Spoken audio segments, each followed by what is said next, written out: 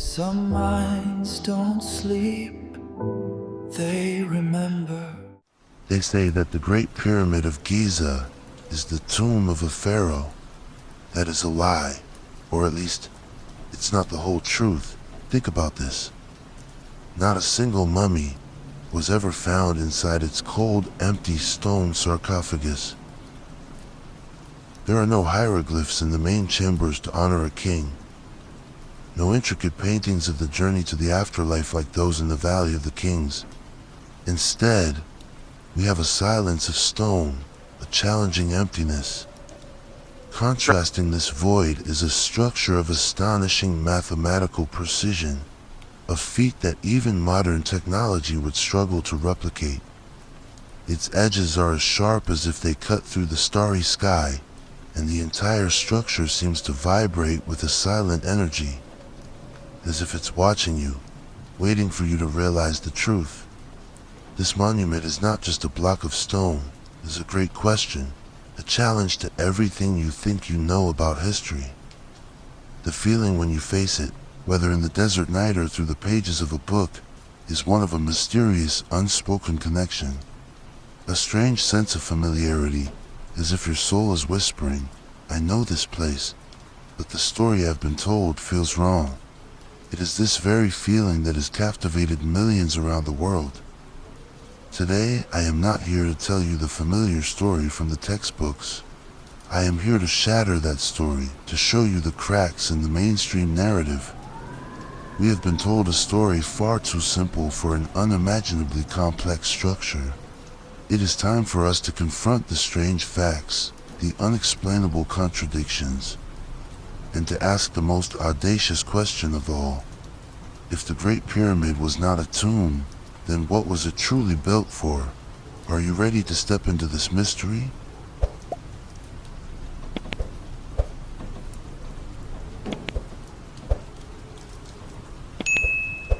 The pyramid is not a tomb.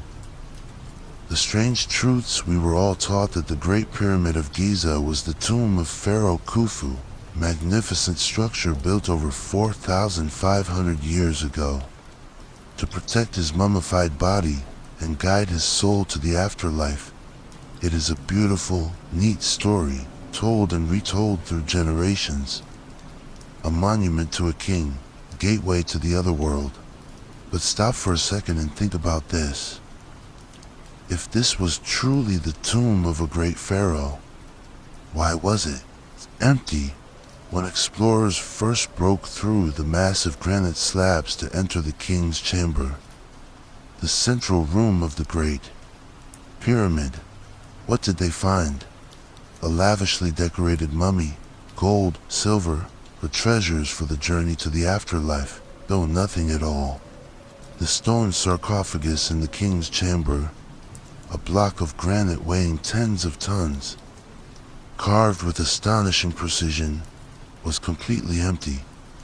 No mummy, no treasure, not a single trace of Pharaoh Khufu, the man this pyramid was supposedly built to honor. There was only a resounding silence, as if the structure was holding a secret it did not want to reveal. And the strangeness does not stop there.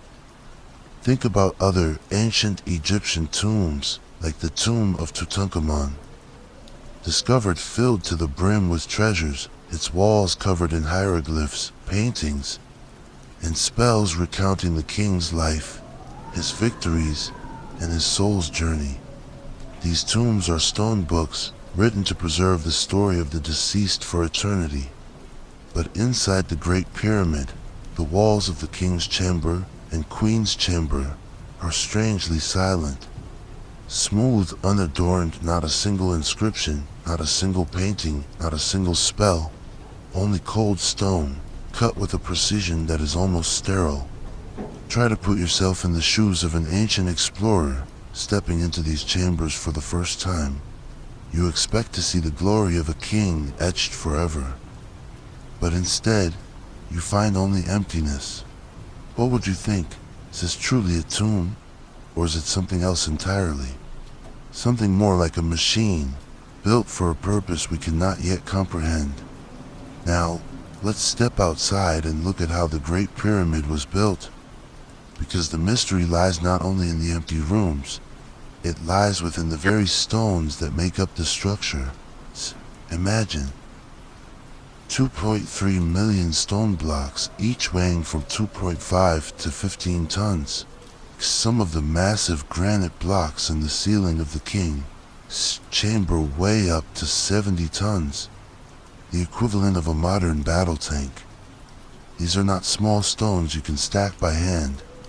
These are colossal blocks, quarried from sites hundreds of kilometers away, transported across the desert, and placed with a precision that astounds even modern engineers.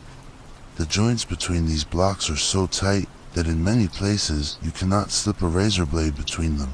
Try to imagine 4,500 years ago, with no machines, no lasers, only copper and stone tools. The ancient Egyptians achieved a level of precision that we would struggle to replicate even with today's technology. And the scale. The entire structure weighs about 6 million tons and is aligned almost perfectly with the cardinal points north, south, east, west, with an error of only a fraction of a degree. This isn't just precision, it's an obsession, a meticulousness that surpasses anything we know from that era. But what is the strangest thing of all? The location of the Great Pyramid is not random. Sits at the very center of the Earth's landmass, where the longest lines of latitude and longitude intersect. Coincidence, or a deliberate design? The ancient Egyptians had no satellites, no global maps, no GPS. So how did they know this exact location? Let's pause for a moment and let these facts sink in. An ancient tomb built to honor the dead, to protect their bodies, to tell their stories to posterity. But the Great Pyramid does the opposite.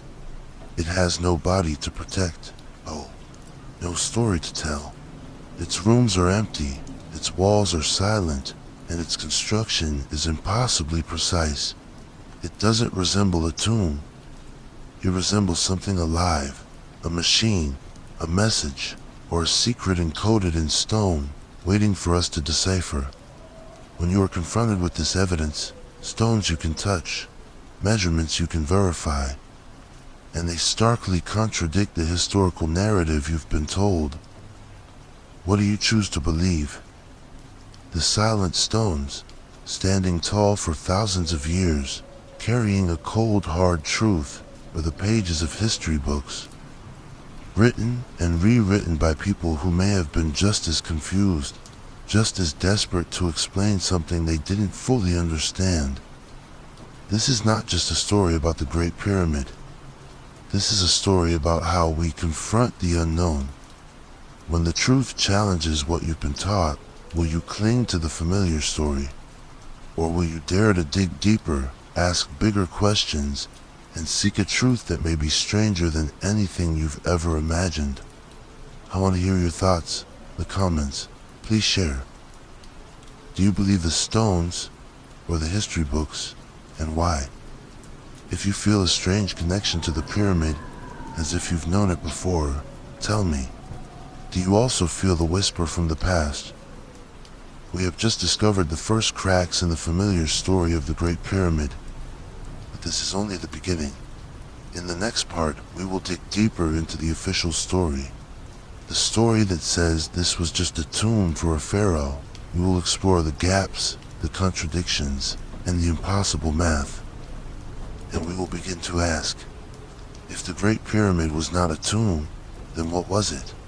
A temple, a machine, or a message from a civilization we have yet to understand?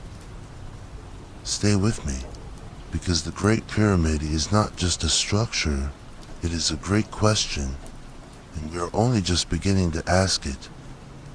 If this mystery stirs something in you, if you feel the urge to explore deeper, press subscribe and turn on notifications. Let's decipher this mystery together, one strange fact at a time.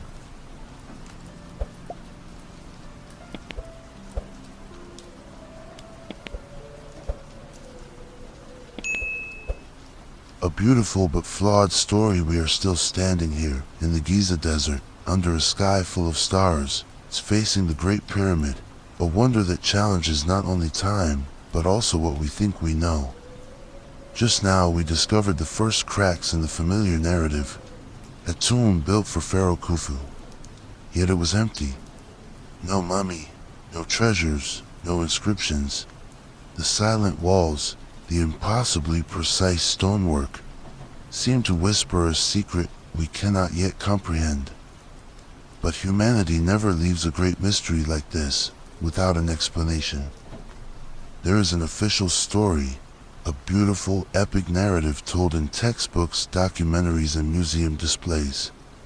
It is an epic of human will, of fervent belief, and of a people who transcended all limits to build an immortal wonder.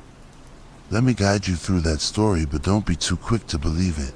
Keep a sharp mind, because we will be asking questions. Questions that mainstream historians often avoid. Imagine you are living 4,500 years ago, during the reign of Pharaoh Khufu, a king regarded as a divine incarnation, his power extending throughout the ancient Egyptian kingdom. He commands the construction of a great monument, a tomb to protect his body and guide his soul to the eternal realm. Tens of thousands of people, perhaps farmers, mobilized during the flood season when the Nile submerged their fields. Slaves chained in hard labor, gathered under the scorching desert sun. They carved 2.3 million blocks of stone, weighing from 2.5 to 15 tons, from quarries tens of kilometers away. They transported these blocks across the Nile on wooden rafts woven from papyrus, and then with ropes, human strength, and temporary earthen ramps, they dragged each block upwards, arranging them into a perfect, man-made mountain, the Great Pyramid.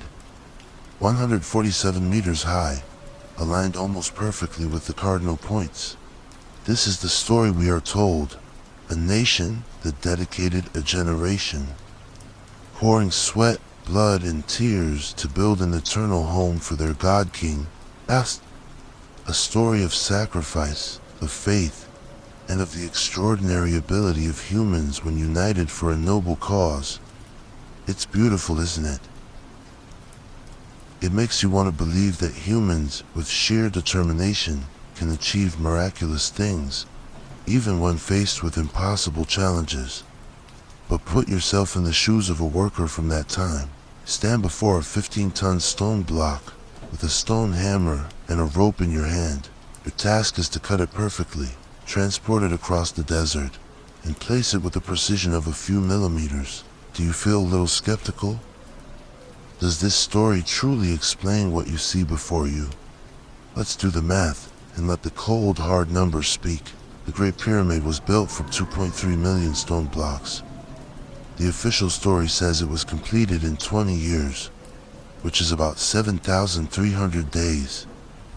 If they worked non-stop, 24 hours a day, with no days off, no interruptions from sandstorms or disease, they would have had to quarry, transport, and place approximately 315 blocks per day. It's 13 blocks per hour, or 1 block every 4 to 5 minutes. Imagine listening to your favorite song about 4 minutes long. By the time the song ends, a stone block the weight of a full-grown elephant would have had to be perfectly cut, transported across the desert, and set in its exact position, and then the next block would begin immediately, continuously, day after day, for 20 years. Now think about the granite blocks in the king's chamber, what is considered the sacred center of the tomb.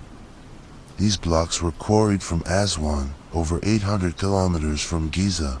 Some slabs weigh up to 70 tons, equivalent to a modern battle tank, or an empty Boeing 737 airplane. How do you transport such a block over 800 kilometers on wooden rafts woven from papyrus without them sinking? How do you lift them to a height of over 60 meters and place them with such precision with joints so tight you can't slip a razor blade through? And here is the bigger problem. The tools. The official story asserts that all of this was done with only copper and stone tools. Copper is a soft metal that bends easily, while granite is one of the hardest materials on Earth. Try to imagine using a copper knife to cut granite. It's like trying to carve a diamond with a plastic spoon. Furthermore, at that time, the ancient Egyptians did not know of iron, steel, or the wheel. Basic tools for moving heavy objects. Egyptologists suggest they used long straight ramps miles in length or spiral ramps encircling the pyramid. The straight ramp would require an amount of earth and material greater than the pyramid itself. The spiral ramp would complicate the alignment of the blocks, especially at the corners, where precision was paramount. Put yourself in the position of a modern engineer. You have advanced technology, machinery, and laser guidance. Even with all that, you would struggle to replicate the Great Pyramid with such speed and precision. So how could workers 4,500 years ago, with ropes and copper tools, have done it? The official story is beautiful, but it begins to crumble when faced with relentless numbers and the laws of physics. The Great Pyramid is not just a pile of stacked stones. It is an engineering marvel with a level of precision almost unattainable, even with modern technology. It aligns with the cardinal points north, south, east, west, with an error of just a fraction of a degree, is located at the center of the Earth's land mass, where the longest lines of latitude and longitude intersect. This is not a coincidence. This is an obsession with mathematics, astronomy, and perhaps a deeper knowledge that we have lost. If it wasn't farmers with ropes and copper tools who built the Great Pyramid, then who was it? Or rather, what was it? This is not to doubt the talent of the ancient Egyptians. On the contrary, it is a form of reverence. Perhaps they possessed a knowledge, a technology, or even a mysterious resource that history did not record, or deliberately erased.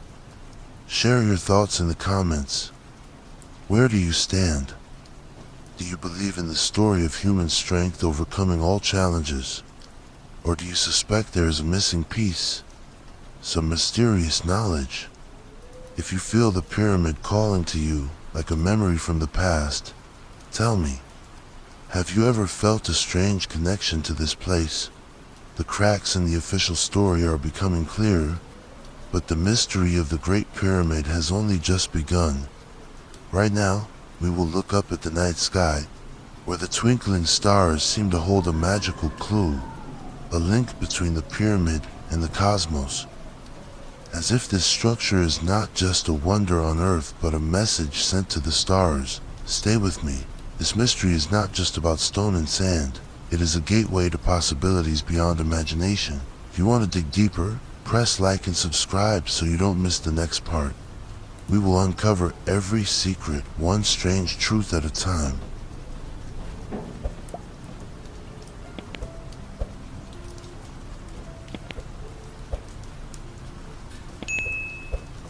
A star map on the ground. In the last part, we reached a logical dead end. The story of ancient Egyptian farmers with crude ropes and manpower, dragging 70-ton blocks to build the Giza pyramids, sounds beautiful, but it leaves a trail of unanswered questions.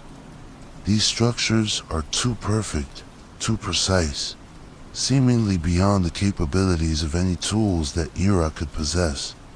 The Giza machine, a wonder that is not merely stone, but a declaration of wisdom, a mystery buried deep in the desert sand.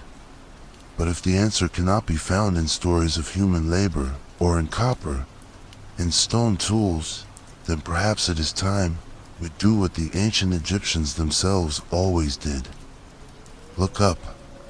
Join me in your imagination as we return to the Giza desert. But this time, forget the colossal stone blocks at your feet. Raise your head and look at the night sky. A sky unobscured by city lights, a black velvet canvas dotted with millions of sparkling diamonds shining brightly in the silence of the universe. To us today, it is a beautiful sight, a moment that stirs the heart. But for the ancient Egyptians, the sky was not just about beauty, it was everything. Their entire civilization was built around the stars. Their supreme gods, Ra, the sun god, Osiris, the god of rebirth, Isis, the goddess of magic and love, all had strong connections to celestial bodies. They believed that the souls of the pharaohs, after leaving this world, were not imprisoned in cold stone tombs. Instead, their souls would embark on a great journey, crossing the night sky, passing constellations, to become an immortal star, shining forever in the eternal sky. The sky, for them, was not a distant, unfamiliar void. It was the final destination. It was the home of the soul, where the gods reigned and the pharaohs merged with the cosmos. When you understand this profound obsession, you'll begin to see the great monuments they left behind in a completely different light. You'll realize that perhaps the pyramids were not just tombs or mere architectural structures. Perhaps they were an extraordinary effort to recreate the heavens on Earth. In the 1980s, a researcher named Robert Bouval, a Belgian engineer of Egyptian descent, accidentally discovered something that would stun the world. He was not an archaeologist, nor a mainstream Egyptologist, but he had a curious eye and a mind that never stopped asking questions. One day, while standing on the Giza plateau, he looked at the three largest pyramids, the pyramids of Khufu, Kafir, and Menkaure. And then he looked up at the sky, towards one of the most recognizable constellations, Orion, also known as the Hunter. More specifically, he focused on the three brightest stars that form what is known as Orion's belt. The three stars Alnitak, Alnolam, and Mentaka, which lie in a line that is not quite perfect. And then, like a flash of lightning in his mind, Bouval superimposed the two images, the three pyramids on the ground and the three stars in the sky. He held his breath. Listen carefully to this because it could change the way you see the ancient world forever. The arrangement of the three Giza pyramids on the ground is an almost perfect replica of the three stars in Orion's belt in the sky. It's not just their relative positions. Star Mentaka, the third star in Orion's belt, is slightly offset from the perfect line of the other two stars, Alnotak and Alnolam. And on the ground, the pyramid of Menkaure is also offset by precisely the same proportion relative to the two larger pyramids of Khufu and Kafir.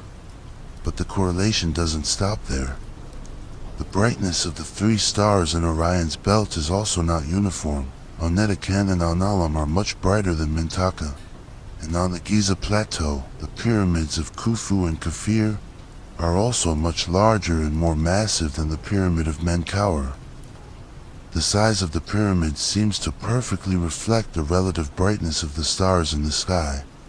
It is not just a random arrangement, it is a star map, carved from millions of tons of stone, with an unimaginable scale and precision, structure that challenges not only our intellect, but also the very limits of time. Mainstream Egyptologists, with their thick books and rigid theories, call this a coincidence. They say there is no evidence that the ancient Egyptians intentionally aligned the pyramids with the constellation of Orion. They argue it is just a lucky accident, a chance intersection of stone and stars. But what about you?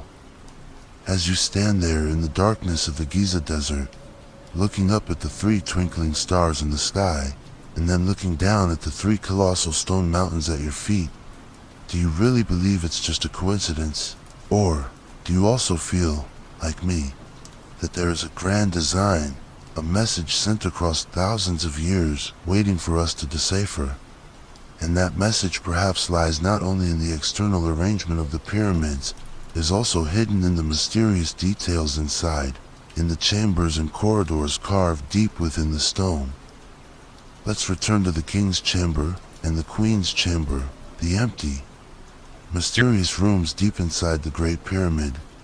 From these chambers there are narrow shafts, only about 20 centimeters wide, that cut through tens of meters of granite and limestone pointing outwards. For years, archaeologists called them ventilation shafts, as if they were built to bring air into a tomb that was meant to be sealed forever. Now, but there's a major problem with this idea. Why would a tomb designed to lock away the pharaoh's soul need ventilation? And even stranger, some of these shafts do not even open to the outside. They are blocked by mysterious stone doors, as if hiding something.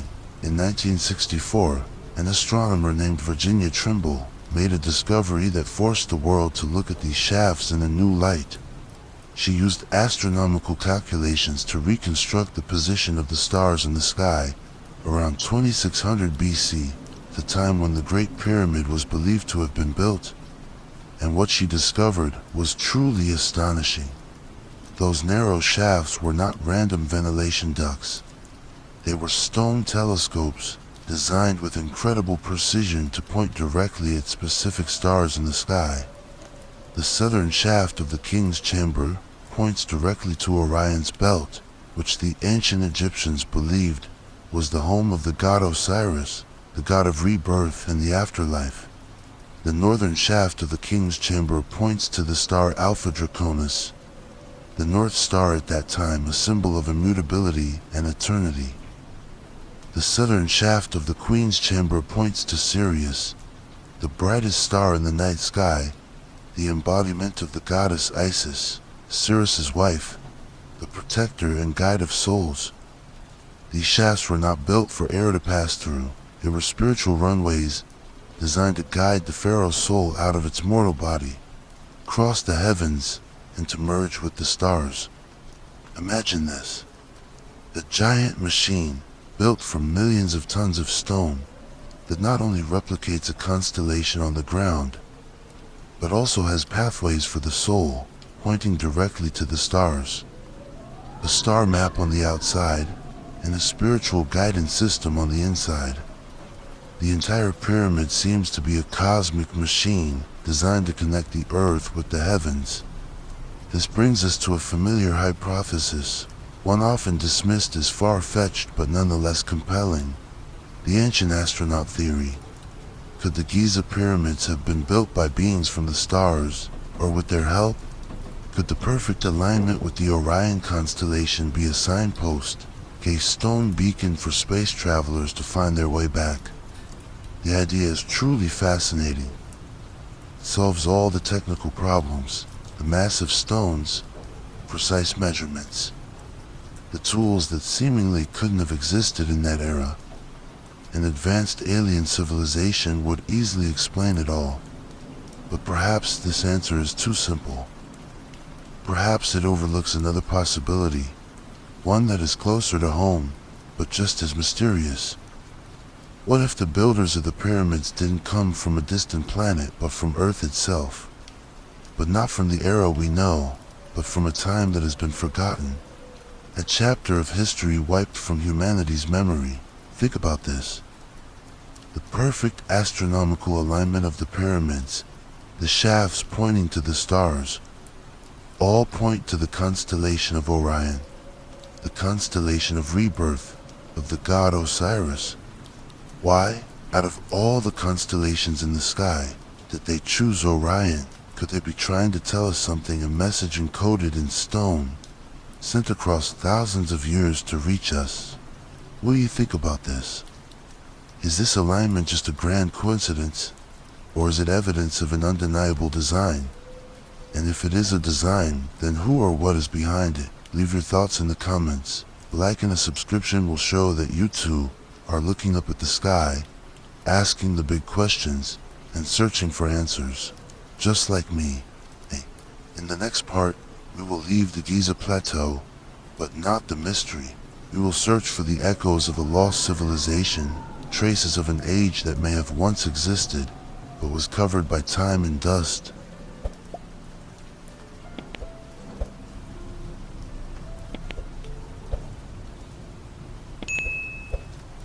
Echoes from a lost civilization. In the previous part, we looked up at the night sky together, marveling at the star map carved in stone on the Giza Plateau. The perfect alignment between the three pyramids in Orion's belt has forced us to ask questions that mainstream history cannot answer. Could their builders have come from the stars? Is the ancient astronaut theory, however captivating, the answer to all these mysteries? The ancient astronaut theory is indeed compelling.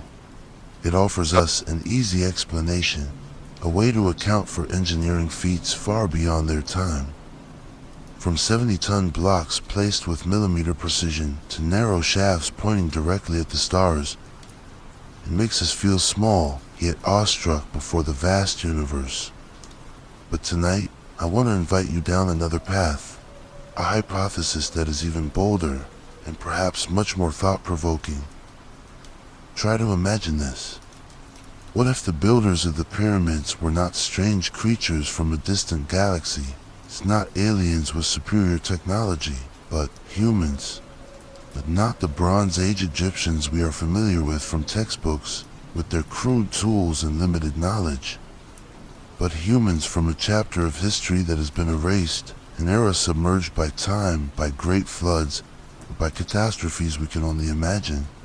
What if the Giza pyramids are not the legacy of a nascent civilization, but the final echo of a lost civilization?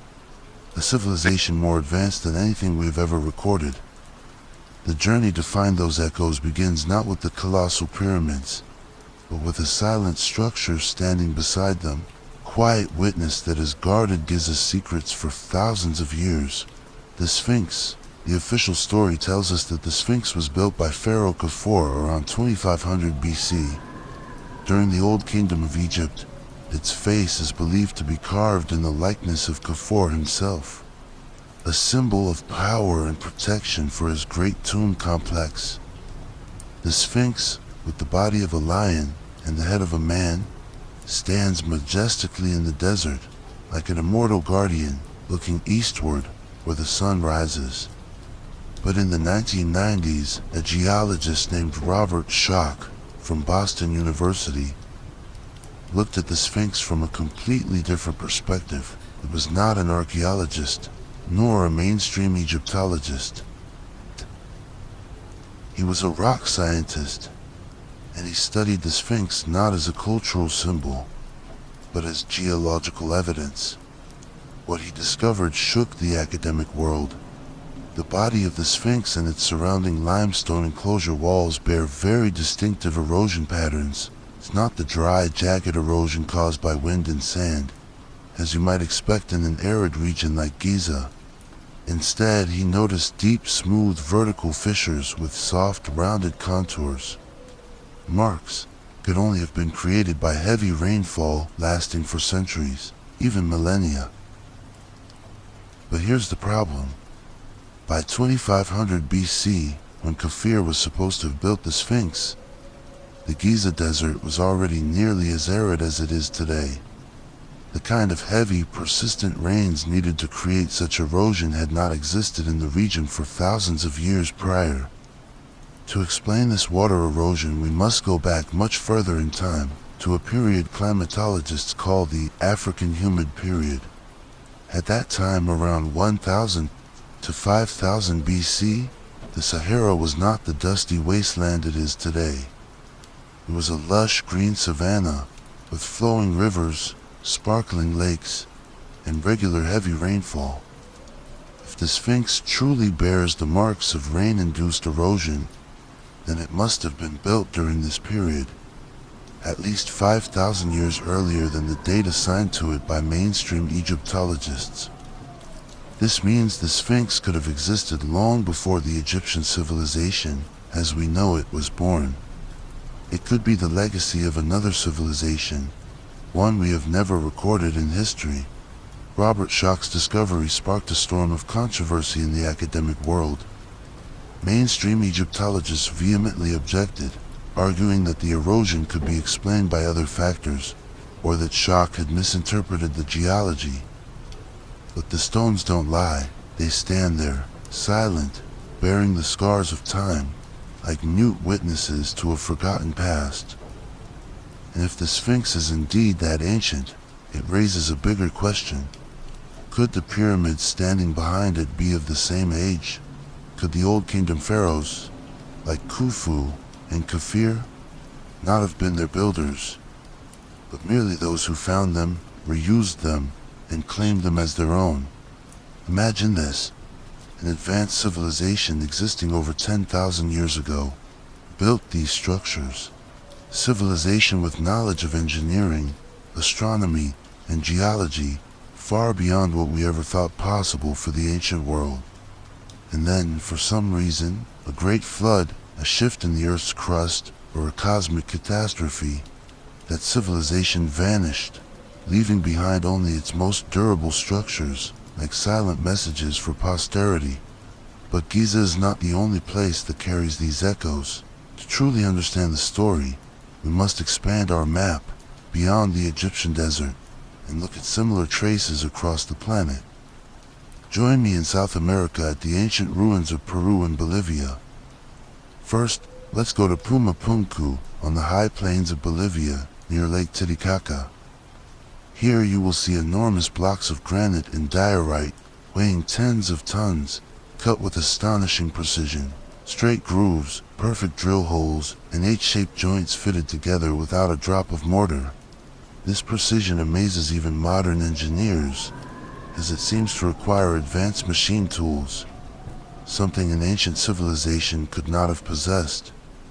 Next, let's visit Peru, where there are fortress walls built from giant polygonal stones, some weighing over 100 tons.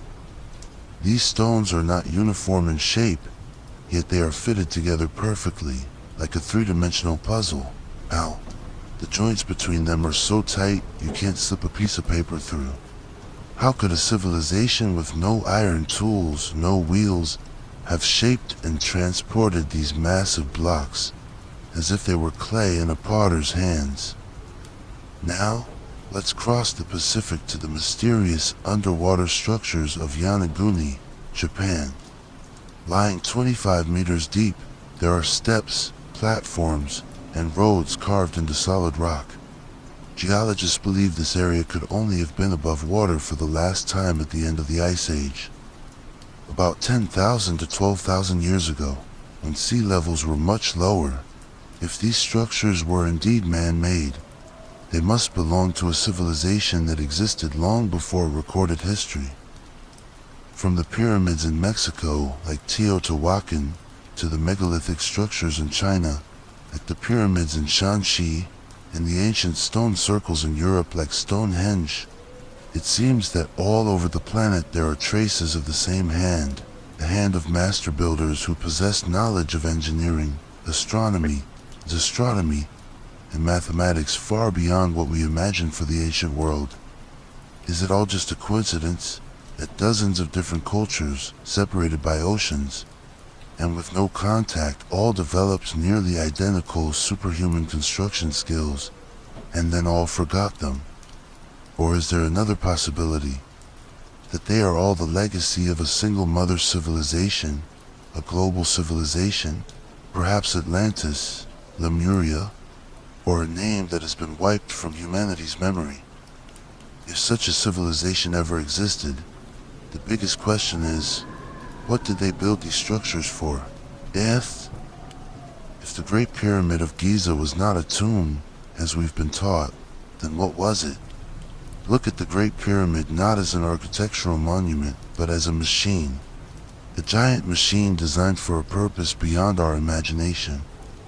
Researcher Christopher Dunn, an engineer with decades of experience in mechanics and precision engineering, has spent his life studying the Great Pyramid from the perspective of a factory. What he discovered not only challenges history, but also our understanding of ancient technology. Dunn argues that the entire internal structure of the pyramid was designed as a power plant, a machine to harness and convert the Earth's natural energy. Consider these details. The pyramid was built on a limestone hill, directly above underground aquifers. The flowing water beneath could create natural vibrations, a form of sound energy that ancient civilizations may have known how to harness. The internal corridors and chambers, like the King's Chamber and the Grand Gallery, are made of granite, a type of stone with a very high quartz content. Quartz has piezoelectric properties, meaning it can convert mechanical pressure into electrical energy, a phenomenon modern science uses in many advanced technologies. The Queen's chamber has 2 inlet pipes, thought to bring in air, but Dunn believes they could have been used to introduce chemicals, creating a chemical reaction that produced hydrogen gas, a potential energy source. The Grand Gallery, with its strange stepped structure and carefully carved grooves, could have acted as a giant sound resonator, amplifying vibrations from below and from the Queen's chamber. And finally, the King's chamber, with its granite sarcophagus, could have been the heart of this machine. Dunn suggests it was designed to convert sound and vibrational energy into microwave energy, a form of wireless power that could be transmitted over long distances. According to Dunn's theory, the Great Pyramid was not a tomb for burying pharaohs, but an ancient power plant, designed to harness the Earth's natural energy and turn it into a power source for an entire civilization. It was not a monument of death, it was a monument of life, of technology, and of a timeless intellect. Do you feel the shift in your perception? The moment when a structure you always thought was a symbol of death suddenly becomes a symbol of technology and life. The moment you realize that our history might not be a straight line of progress, but a series of forgotten chapters of civilizations that once reached for the stars and then vanished. And do you believe in the possibility of a lost civilization, a civilization more advanced than we ever imagined? Or do you think our history is a simple story with slow steps from the Stone Age to the modern era? And if those civilizations really existed, what do you think they looked like? How did they live? And why did they disappear? Leave your thoughts in the comments. A like and a subscription will help us continue our journey deep into these secrets, exploring new horizons of human history together. We have gone from the giant stones of Giza to the stars in the sky, and now to the echoes of a lost civilization. This theory seems to explain a lot, from the astronomical alignments to the erosion patterns to the megalithic structures around the world. But it also raises one final question, a question that we can't stop thinking about. If such an advanced civilization once existed, did their knowledge completely disappear? Or is it still preserved somewhere in ancient texts, forgotten prophecies, or secrets hidden in scrolls that have never been opened? In the next part, we will leave the stones and the stars behind, to search for the hidden scrolls, the ancient texts that may hold the key to unlocking the truth about humanity's past.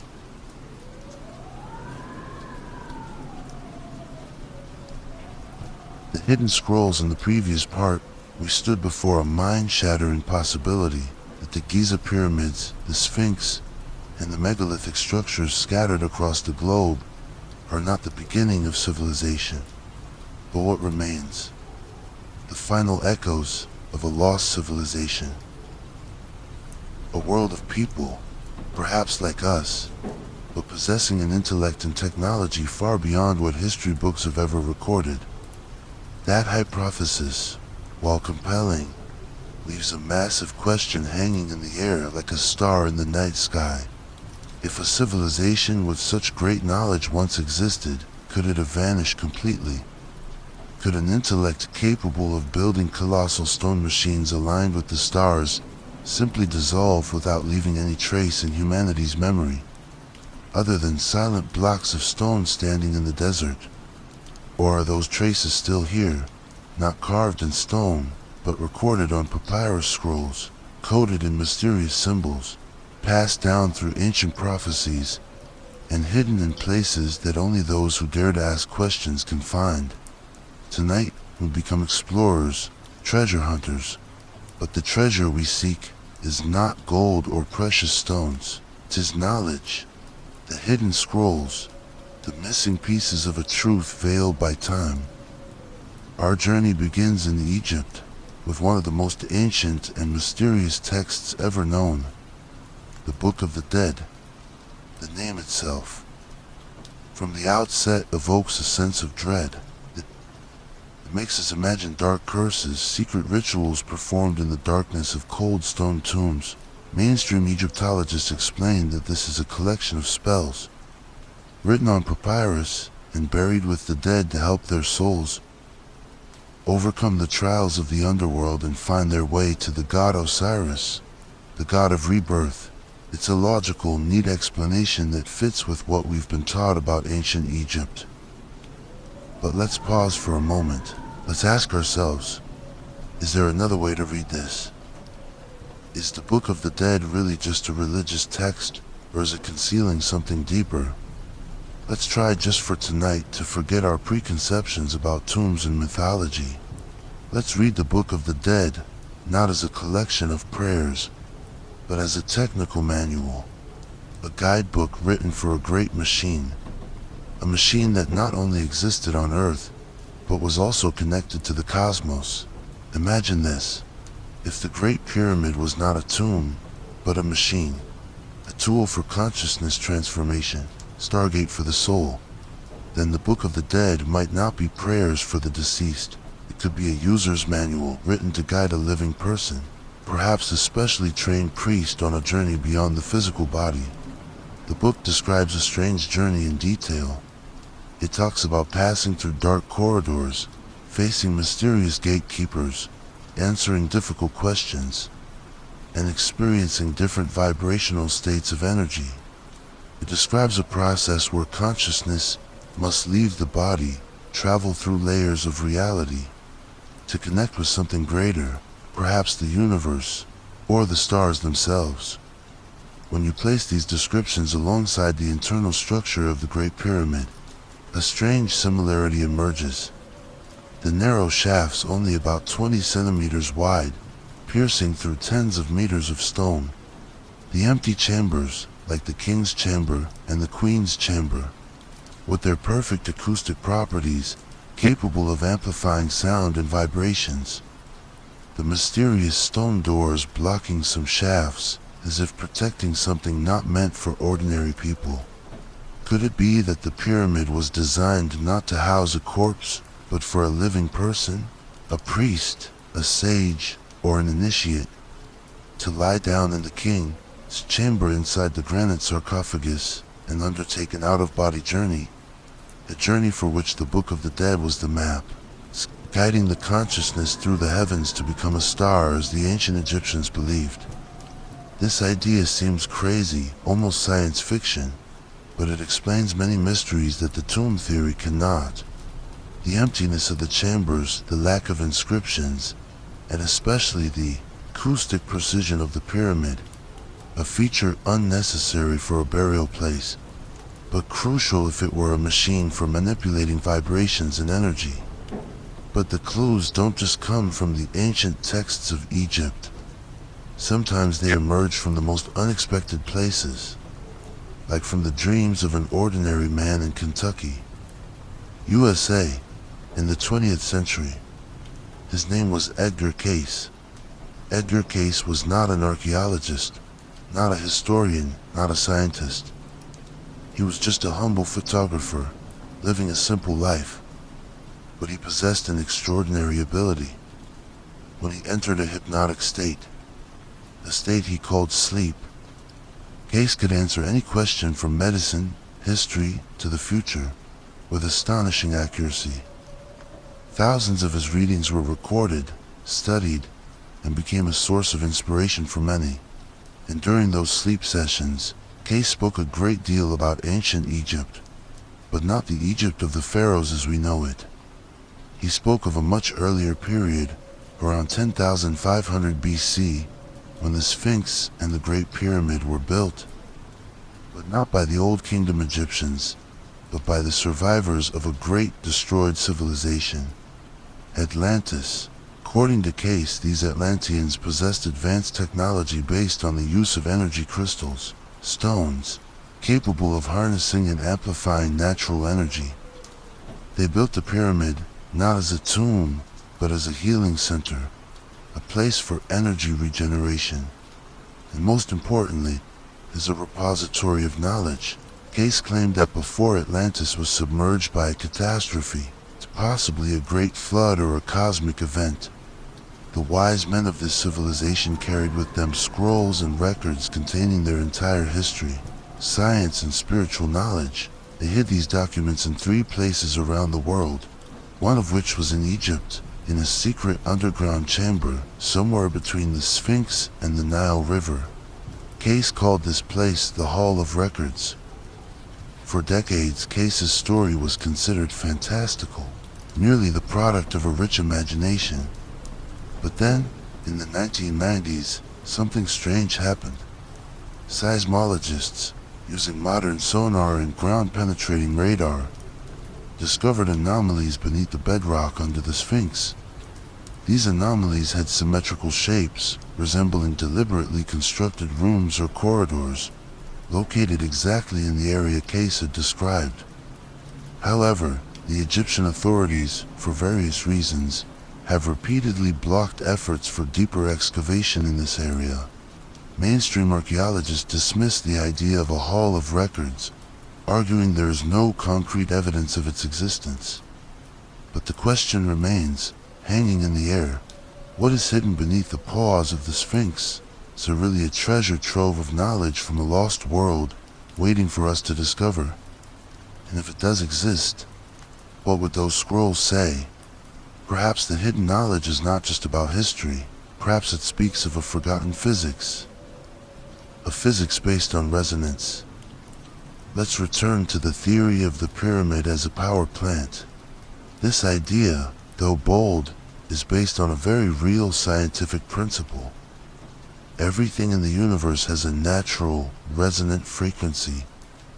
When you apply a force to an object at its resonant frequency, you can amplify its energy many times over. An opera singer can shatter a glass with her voice. A bridge can collapse from a wind blowing at just the right frequency. Could it be that the builders of the pyramid had mastered the science of resonance? That they knew how to harness the natural vibrations of the earth? From underground water currents, from quartz-bearing rock strata, and amplify them through the structure of the pyramid. That they turned those vibrations into a useful energy source, one that could be transmitted wirelessly, powering an entire civilization. This idea sounds like science fiction, but it is not entirely unfamiliar. In the 20th century, Nikola Tesla, one of humanity's greatest minds, spent his life researching wireless energy and the possibility of harnessing energy from the environment. Tesla believed that the Earth was a giant source of energy, and if we knew how to tune into it, we could create clean, limitless energy. But Tesla's ideas were often considered eccentric, sidelined by mainstream science, which focused on exploiting fossil fuels and finite energy sources. Have we missed a completely different path of development? A path based on harmony with the Earth's natural energy sources, instead of exploiting and destroying them? Could the hidden scrolls, if they exist, hold the key to a science we have lost? Tonight, we have walked some very strange paths, from the spells in the Book of the Dead to the prophetic dreams of Edgar Cayce and the theories of forgotten energy.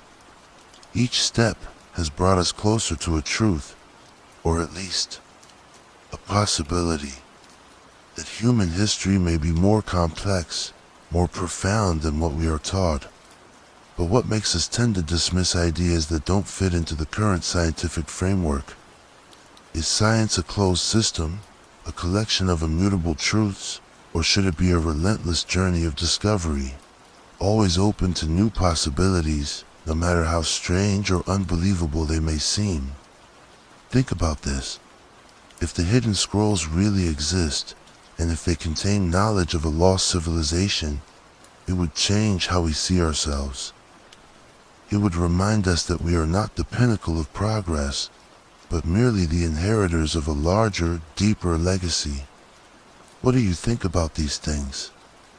Could the Book of the Dead be a manual for a cosmic machine? Is the Hall of Records really waiting beneath the Sphinx? And if we found those scrolls, do you think we are ready to understand what is written in them? Leave your thoughts in the comments. A like and a subscription to the channel will show that you too are someone who is not afraid to ask big questions, not afraid to challenge the limits of history and science. We have gone from the giant stones of Giza to the stars in the sky, to lost civilizations and hidden scrolls. But the journey is not over.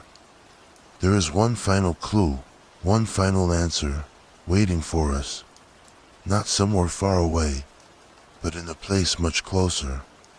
In the final part, we will take a journey, not outward, but inward, into the memory of your own soul. The memory of the soul. We have come on a long journey, now from the colossal stones of the Giza Plateau to the twinkling stars in the night sky, from the echoes of a lost civilization to the hidden scrolls that may hold the key to humanity's secrets. We have set foot in every corner of the external world, from the Egyptian desert to the ancient ruins of South America, from the underwater structures in Japan to the prophecies of a man in Kentucky. Each step has brought us closer to a great question. What is our history? Who are we, really? But tonight, I want to invite you on one final journey, and perhaps the most difficult one of all. Not outward, not to distant lands or faraway stars, but inward, into the very memory of your soul. Let's return to the feeling we spoke of at the very beginning of this series. That strange, almost inexplicable feeling you get when you look at an image of the Great Pyramid, or the Sphinx, or the ancient symbols of Egypt. A feeling that is not just a tourist's curiosity, not just awe at a wonder of the world, but a feeling of familiarity, as if you are remembering something you once knew, something you once experienced. You never learned about this in school, never read it in a book, may have never set foot in Egypt. So why, deep down inside you, is there a part that seems to recognize this place? Why do images of the pyramid, of the Orion constellation, or of dark stone corridors make your heart beat with a strange rhythm? There is a theory, an idea that transcends the boundaries of conventional science, but appears in almost every ancient spiritual tradition around the world. Reincarnation. The idea that our souls do not live just once, that we are eternal travelers, passing through countless lifetimes, carrying with us memories, lessons, and experiences stored not in our physical brain, but in our very consciousness, in our soul. And if that is true, could it be that the familiarity you feel when you look at the pyramid is not an illusion? Could it be that you have actually been there, not in this lifetime, but in another, in a distant past, when those stones were being laid, when the stars in the sky were used as a compass? Think of the stories recorded all over the world, thousands of stories of young children who suddenly recall vivid details of a past life. A 5-year-old boy in a small town in Ohio where there are no deserts, no pyramids. One day, he watches a documentary about Egypt on TV. Suddenly, he starts to cry. When his parents ask why, he answers with a clarity far beyond his years. "I miss home." The boy begins to tell a story, with details no one could have taught a 5-year-old. He describes walking through long, dark stone corridors with only the light from torches in hand. He talks about the cool feeling of granite blocks under his palms. He describes the echoing sounds in the empty chambers. And strangest of all, he talks about looking up at the night sky and seeing familiar stars, but in a different position. What should we do with stories like these? Dismiss them as products of a child's imagination, or listen to them as faint echoes from a deep memory covered by time and dust? And if the soul truly has a memory, then it forces us to look at the pyramid in a whole new light. Perhaps it is not just a stone machine, not just a power plant, but a spiritual catalyst. The pyramid was not built to bury anyone, it was built to awaken someone. It is not a monument for the dead, it is a message for the living, and more importantly for the souls who still remember. It is a map, not of the physical world, but of the soul's journey.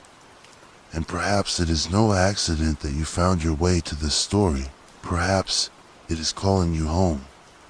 Does this feeling resonate with you? A feeling of remembering something you were never taught? Please share your thoughts in the comments.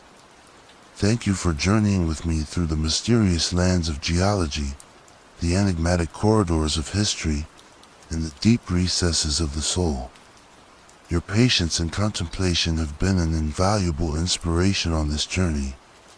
If these stories have resonated with you, please leave a like and subscribe to the channel so we can continue to explore mysteries in the long nights ahead. The night is late. The mystery of the pyramid may forever remain a riddle with no complete rational solution. But perhaps it doesn't need to be solved. It just needs to be felt. Sleep well, with dreams of stone corridors, distant stars, and the memory of your own soul.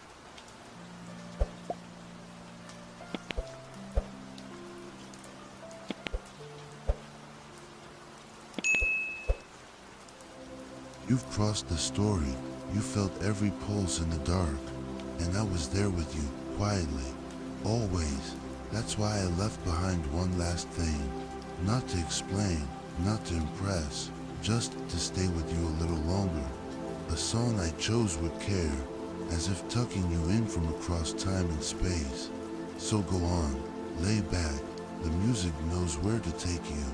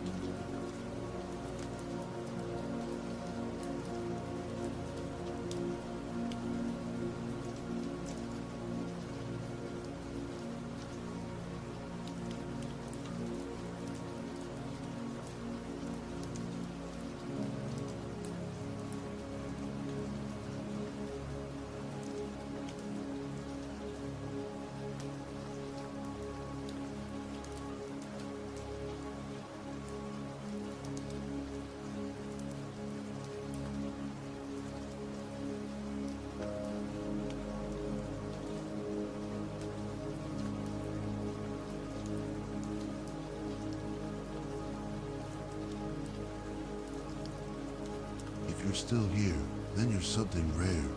Not many stay this long. So, thank you for choosing to stay. I'm here too, still awake, surrounded by the quiet glow of my editing screen, shaping the next stories just for you. If there's anything you want to leave behind, a whisper, a suggestion, even just a symbol, drop it in the comments. Because maybe, tomorrow night, you'll hear yourself echoed in a story that's never been told before.